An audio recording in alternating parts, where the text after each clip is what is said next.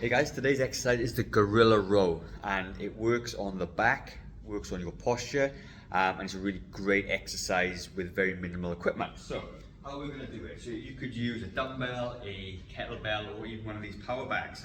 So first of all, what I want you to do is get into a nice position with a nice straight back, knees slightly bent, and all the lows in your glutes. Okay, you're going to have the dumbbell or kettlebell in front of you, and what you're going to do, you're going to row, drop, row and drop, and you're going to alternate with this. It's a gorilla row.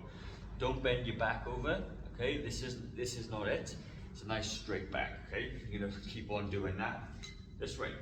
From the front, you're in a nice squared stance, toes pointing out, and you can see you're lifting up and you're rowing backwards. If that is a bit too hard, you can support yourself by putting a hand on your knee and lifting.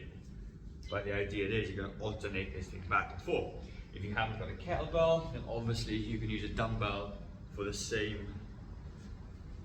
exercise. And if you haven't got one of those, you can use a power bag even. It doesn't really matter. What I like to do is put on a bit of an angle in front of your body, and you're going to row it up. Row it up. And that is a gorilla row. Fantastic exercise for working your core and your back.